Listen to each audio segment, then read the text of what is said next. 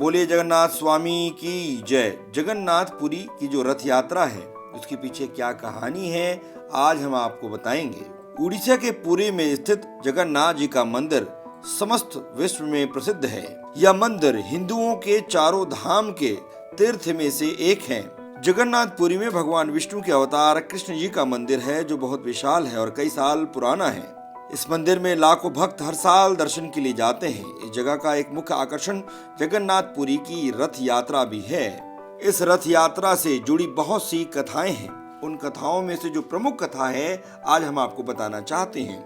कुछ लोगों का मानना है कि कृष्ण की बहन सुभद्रा अपने मैके आती है और अपने भाइयों से नगर भ्रमण करने की इच्छा व्यक्त करती है। तब कृष्ण बलराम सुभद्रा के साथ रथ में सवार होकर नगर घूमने जाते हैं।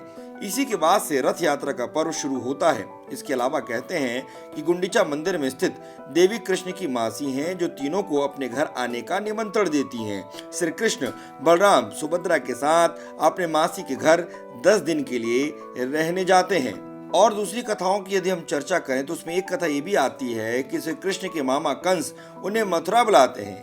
इसके लिए कंस गोकुल में सारथी के साथ रथ भिजवाते हैं।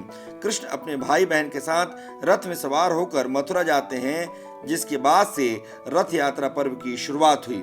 दूसरी कथा की यदि हम चर्चा करें, कुछ लोगों का मानना है कि इस दिन श्री कृष्ण कंस का वध करके बलराम के साथ अपनी प्रजा को दर्शन देते हैं। बलराम के साथ मथुरा में रथ यात्रा करते हैं, इसलिए इसकी शुरुआत हुई। दूसरी कथा आती है कृष्ण की रानियां माता रोहिणी से उनकी रास लीला सुनाने को कहती हैं।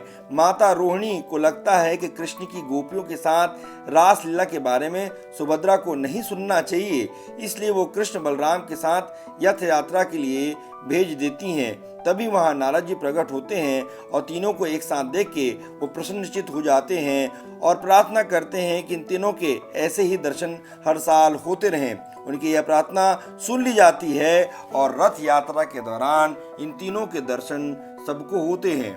कहते हैं कि श्री कृष्ण जब परलोक सिधा जाते हैं तो उनके पार्थिव शरीर को द्वारिका लाया जाता है। तब बलराम अपने भाई की मृत्यु से अत्यधिक दुखी होते हैं। कृष्ण के शरीर को लेकर समुद्र में कूद जाते हैं। उनके पीछे पीछे सुभद्रा भी कूद जाती हैं। इसी समय भारत के पूर्व में स्थित पुरी के राजा इंद्रद्युम्न को स्वप्न आता है कि भगवान का शरीर समुद्र में तैर रहा है, अतः उन्हें कृष्ण की विशाल प्रतिमा बनवानी चाहिए और मंदिर का निर्माण करवाना चाहिए। उन्हें स्वप्न में देवदूत बोलते हैं कि कृष्ण के साथ बलराम सुभद्रा की लकड़ी की प्रतिमा बनाई जाए और श्री कृष्ण की अस्थियों को उनकी प्रतिमा के पीछे छेद करके रखा जाए। राजा का सपना सच हुआ। उन्हें कृष्ण की अस्थियां मिल गईं, लेकिन अब वो सोच रहे थे कि इस प्रतिमा का निर्माण कौन करेगा। माना जाता है कि शिल्पकार भगवान विश्वकर्मा एक बढ़ाई के रूप में प्रकट होते हैं और मूर्ति का कार्य शुरू करते हैं।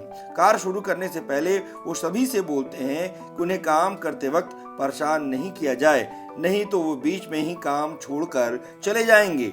कुछ महीने हो जाने के बाद जब मूर्ति नहीं बन पाती है, तब उतावलेपन के चलते राजा इंद्रद्युम्न बढ़ाई जहां वो बना रहे थे वहां पहुंच जाते हैं, दरवाजा खोल देते हैं। ऐसा होते ही भगवान विश्वकर्मा गायब हो जाते हैं। मूर्ति उस समय पूरी नहीं बन पाती है, लेकिन राजा ऐसी ही मूर्ति को स्थापित कर देते हैं। वो सबसे पहले मूर्ति के पीछे भगवान कृष्ण की अस्थियां रखते हैं और फिर मंदिर में विराजमान कर देते हैं।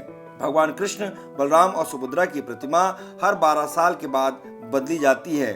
जगन्नाथपुरी का यह मंदिर इकलौता मंदिर है जहां 3 भाई बहनों की प्रतिमा एक साथ है और उनकी पूजा अर्चना की जाती है।